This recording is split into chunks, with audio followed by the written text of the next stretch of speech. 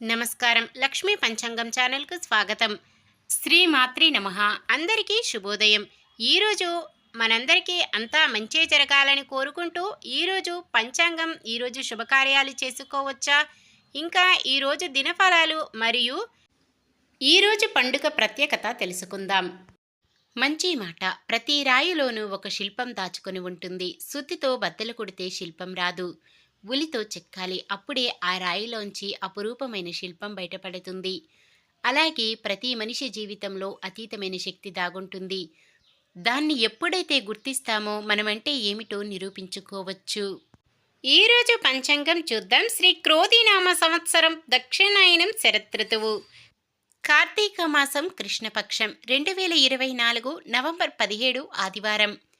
సూర్యోదయం ఉదయం 6:25 సూర్యాస్తమయం సాయంత్రం 6:36.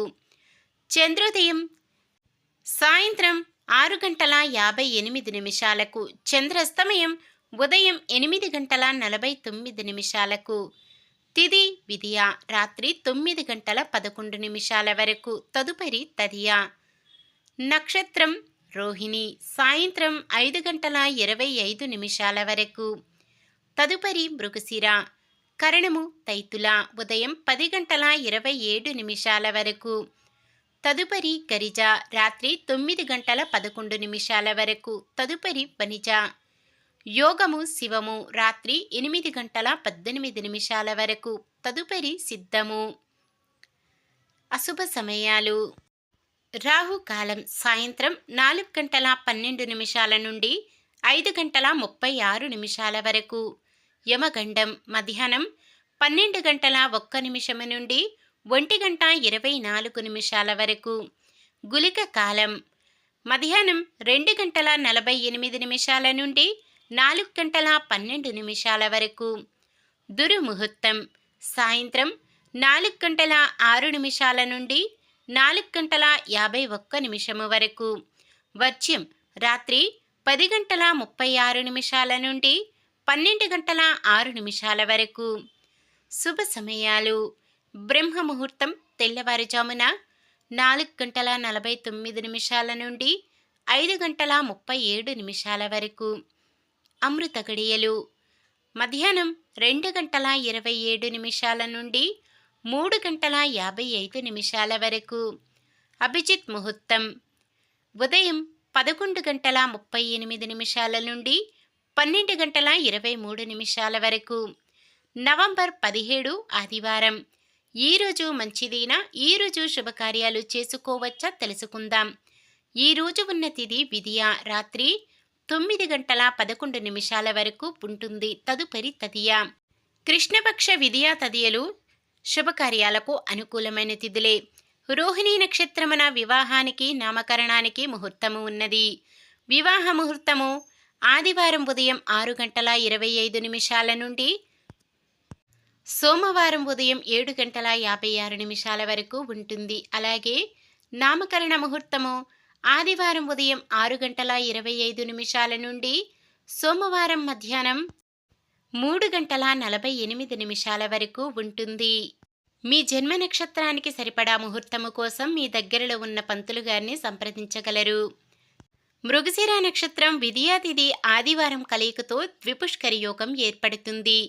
ఈ యోగ సమయం సాయంత్రం 5:22 నుండి రాత్రి 9:06 వరకు ఉంటుంది. ఈ యోగ సమయములో ఏ పని చేసినా మరలా ఒకసారి చేయవలసి వస్తుందని నమ్మకం. సూర్యుడు వృశ్చిక రాశిలో ఉంటారు. చంద్రుడు తెల్లవారుజామున 4:31 వరకు వృషభ రాశిలో, తదుపరి మిథున రాశిలో ఉంటారు. పడమర దిక్కున వాయవ్యం దిక్కున ప్రయాణాలు చేయరాదు. నిన్న మేమడిగిన ప్రశ్నకు సమాధానం. జూదంలో ఓడిపోయిన సంపదను వదులుకోవలసిన పని లేదని, దాసులుగా ఉండవలసిన అవసరం లేదని ధృతరాష్ట్రుడు ధర్మరాజుతో చెబుతారు. ఈరోజు ప్రశ్న. దుర్యోధనుడు ధర్మరాజుతో మళ్ళీ జూదానికి రమ్మని, జూదంలో ఓడిపోయిన వారు 1 సంవత్సరం అజ్ఞాతవాసం చేసి ఎవరైనా గుర్తుపడితే తిరిగి ఎన్ని సంవత్సరాలు వనవాసం చేయాలని అనుకున్నారు. 10, 12, 13, 14. సమాధానాన్ని కామెంట్లో తెలపండి. ఈరోజు పుట్టినరోజు మరియు పెళ్లి రోజు జరుపుకుంటున్న వారందరికీ ఆ శ్రీ మహావిష్ణువు లక్ష్మీదేవుల ఆశీస్సులు ఎల్లప్పుడూ ఉండి వారంతా సుఖ సంతోషాలతో సకల సంపదలతో జీవించాలని మనస్ఫూర్తిగా కోరుకుంటున్నాను. ఈరోజు మన దినఫలాలు ఎలా ఉన్నాయో తెలుసుకుందాం. మేషరాశి, ఆశ్చర్యకరమైన సంఘటనలు ఎదురవుతాయి. వృషభ రాశి, ఆదాయం సమృద్ధిగా ఉంటుంది. మిథున రాశి, అనుకోని ఖర్చులు ఎదురవుతాయి. కర్కాటక రాశి, ఎంత ప్రయత్నించినా కొన్ని కార్యాలు మందకోడిగానే సాగుతాయి. సింహరాశి, కొత్త పనులు మొదలుపెట్టి నిదానంగా పూర్తి చేస్తారు. కన్య రాశి, ఆదాయం నిరాశపరిచిన అవసరాలు తీరుతాయి. తులారాశి, కష్టపడ్డ ఫలితం ఆశించని విధంగా ఉండదు. వృశ్చిక రాశి, చేపట్టిన కార్యక్రమాలు కొంత నెమ్మదిస్తాయి. ధనుస్సు రాశి, సంఘంలో గౌరవ మర్యాదలు పెరుగుతాయి.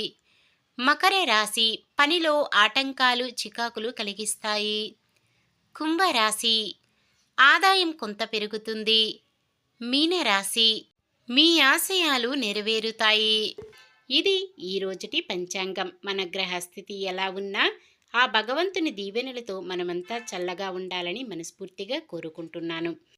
మన బలానికి దైవ బలం తోడైతే అద్భుతాలు జరుగుతాయి. ప్రతిరోజు మర్చిపోకుండా దైవనామస్మరణం చేయండి. జై శ్రీరామ్.